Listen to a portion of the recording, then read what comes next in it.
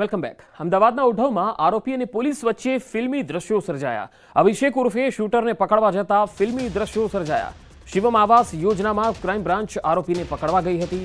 આરોપી ફ્લેટની ગેલેરીમાં ચડી આત્મહત્યાની ધમકી આપતો હતો. આરોપી અભિષેક હથિયાર અને ફાયરિંગના ગુનામાં પણ સંડોવાયેલો છે. 3 કલાકની ભારે જહેમત બાદ પોલીસે આરોપીને દબોચી લીધો.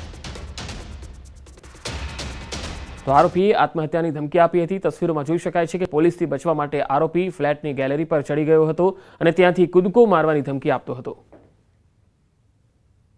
એક આરોપી અભિષેક રાજપૂત ઉર્ફે શૂટર એ પોતાની જે ઓળખાણ ધરાવે છે એમને ઉપર કુલ 7 કરતાં વધારે ગુનાઓ જુદા જુદા રાજ્યોમાં દાખલ હતા, જેમાં 4માં એ વોન્ટેડ હતો. અને એમને ક્રાઇમ બ્રાન્ચને જ્યારે બાતમી મળી કે જે જગ્યાએ સંતાડેલો છે ત્યાં અમારી ટીમો દ્વારા શોધ કરવામાં આવી અને શોધ દરમિયાન એ જાતે જઈને બાથરૂમની બારીથી બહાર એ જે લેજ હોય ત્યાં ખૂણા ઉપર જઈને બેસી ગયા હતા અને ત્યાંથી 5મા માળાથી કૂદવાની ચીમકી આપતો હતો અને પોલીસ સાથે ઘર્ષણમાં પણ ઉતરે અને પોલીસ દ્વારા એમને યોગ્ય બળ વાપરીને અટકાયત કરવામાં આવેલી છે. સાબરકાંઠામાં Himmatnagar Idar state highway bypass toll પ્લાઝાના કર્મચારીઓ પર હુમલો થયો. કાર ચાલકે ટોલ પ્લાઝાના બેરિયર તોડી નાખ્યા. આ બેરિયર તોડ્યા બાદ રોફ જમાવતા કાર ચાલકે રીતસરની ગુંડાગીરી આચરી. બેદરકારીથી કાર હંકાર્યા બાદ ટોલ પ્લાઝાના કર્મચારીઓ પર હુમલો કર્યો. બ્લેક કલરની 2 કારમાં આવેલા શખ્સોએ વિસ્તારના દાદા હોવાનું કહીને માર માર્યો. ડોન જેવો રોફ જમાવવા હોય એ રીતે ઓફિસમાંથી કર્મચારીઓને રોડ પર બોલાવી અને માર માર્યો. બંને કારમાં આવેલા શખ્સોની લુખ્ખી દાદાગીરી સીસીટીવીમાં કેદ થઈ. બબ્બે બ્લેક કલરની કાર લઈને આવી અને સ્ટેટ હાઈવે પર અસામાજિક તત્વોની આ દાદાગીરી જોવા મળી. જાહેર માર્ગની આ ઘટના બાદ પણ સ્થાનિક પોલીસ અજાણ રહી. આ તરફ સુરતના વરાછામાં ત્રિકમનગર વિસ્તારમાં પણ કંઈક આવો જ બનાવ બન્યો, જ્યાં લુખ્ખા તત્વોનો આતંક જોવા મળ્યો. વડાપાવની લારી ચલાવતા એક યુવક પર હુમલો કરી દીધો. લારીની સામેથી કાર હટાવવાનું કહેતા બોલાચાલી થઈ ગઈ. તીક્ષ્ણ હથિયાર વડે ઘા મારવામાં આવ્યા. યુવાનને લોહીલુહાણ હાલતમાં હોસ્પિટલમાં લઈ જવાયો. આખી ઘટના સીસીટીવીમાં પણ જોવા મળે છે. વરાછા પોલીસ આ સમગ્ર મામલાની તપાસ કરી રહી છે.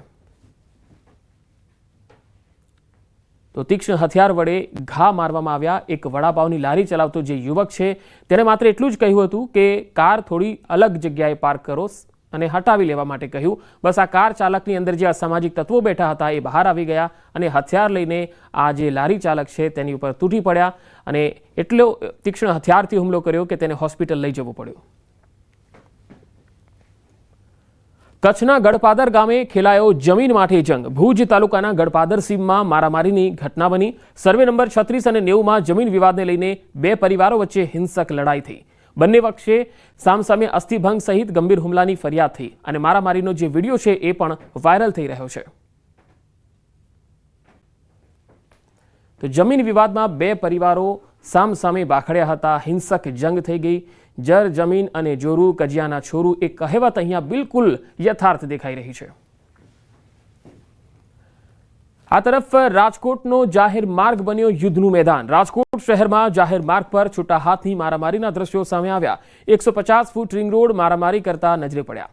મારામારીનો આ વિડીયો સોશિયલ મીડિયામાં વાયરલ થઈ રહ્યો છે. જોઈ શકાય છે કે કેટલાક શખ્સો જે છે એ મારામારી કરી રહ્યા છે, એક વ્યક્તિને માર મારી રહ્યા છે અને જાહેર રસ્તા ઉપર યુદ્ધનું જાણે મેદાન હોય એ પ્રકારે તૂટી પડ્યા હતા.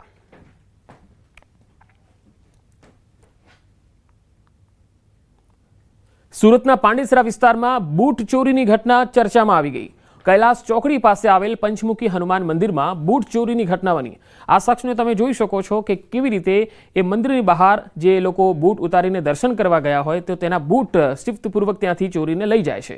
મંદિરમાં દર્શન કરવા આવેલા દર્શનાર્થીઓના બૂટ ચોરી કરતો આ ચોર સીસીટીવીમાં કેદ થયો. પાંડેસરા પોલીસને પડકાર આપતા ચોર બેફામ થઈ રહ્યા છે અને હવે તો બૂટ અને ચંપલની ચોરી કરતા થઈ ગયા છે.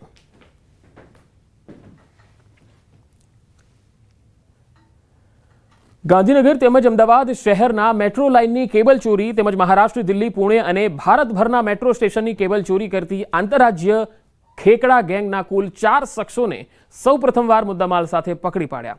આ ગુનેગારોએ 35 જેટલા ગુનાનો ભેદ ઉકેલાયો છે. આંતરરાજ્ય ગેંગનો પર્દાફાશ ગાંધીનગર લોકલ પોલીસે કર્યો છે. આ ભેજાબાજ ગેંગમાં કુલ 13 સભ્યો છે. આ ચોર ટોળકી ચોરી કરતા પહેલા ટ્રેનમાં બેસીને રેકી કરતી. ટ્રેકની આસપાસ ઝાડ હોય ત્યાંથી તેઓ ટ્રેક પર જતા. ચોરીના સમયે 5 થી 6 આરોપીઓ ઉપર જતા જ્યારે 7 થી 8 આરોપીઓ નીચે ધ્યાન રાખતા હતા. શાહબાજ અને રશીદ નામના આરોપી આ કામમાં માહેર છે, સાથે કટર પણ રાખતા હતા. રાજા અને માસૂમ નામના 2 લોકો ઓપરેટ કરવાવાળા છે. આ ગેંગની મોડસ ઓપરેન્ડી એવી છે કે શ્રમિક બનીને આવતા અને ચોરી કરીને અને ત્યાંથી જતા રહેતા. વાયરની ચોરી કરતી આ ગેંગ બહુ શાતિર છે. વાયરની 18 લાખની કિંમત છે, જે બ્લેક માર્કેટ 6 લાખમાં વેચાય છે. ચોરીનો માલ દિલ્હી જતો હતો.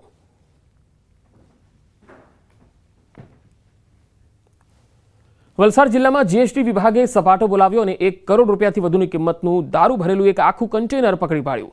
જીએસટીની આ કાર્યવાહીથી વલસાડ જિલ્લા પોલીસ ઊંઘતા ઝડપાઈ છે. જીએસટી વિભાગની ટીમ વલસાડના પારડી નજીક અમદાવાદ મુંબઈ નેશનલ હાઈવે પર વોચમાં હતી. એ દરમિયાન હાઈવે પરથી પસાર થઈ રહેલા એક કન્ટેનરને રોકવામાં આવ્યો અને જરૂરી બિલ અને દસ્તાવેજોની ચકાસણી કરતા ઈ-વે બિલમાં કંઈક ગરબડ જણાઈ. આથી જીએસટી વિભાગની ટીમે કન્ટેનર ખોલી અને અંદર તપાસ કરી તો આખું કન્ટેનર વિદેશી દારૂની પેટીઓથી ભરેલું હતું. આ વખતે જ મોકો જોઈ અને કન્ટેનર ચાલક સાહિલ કમરૂ ખાન ઘટના સ્થળેથી ફરાર થઈ ગયો. ત્યારબાદ જીએસટીની ટીમે આ કન્ટેનરની તપાસ કરતા અંદરથી 1188 પેટી વિદેશી દારૂનો જથ્થો મળી આવ્યો. ગણતરી કરતા 1.16 કરોડની કિંમતનો 25,308 બોટલો કબજે કરાઈ.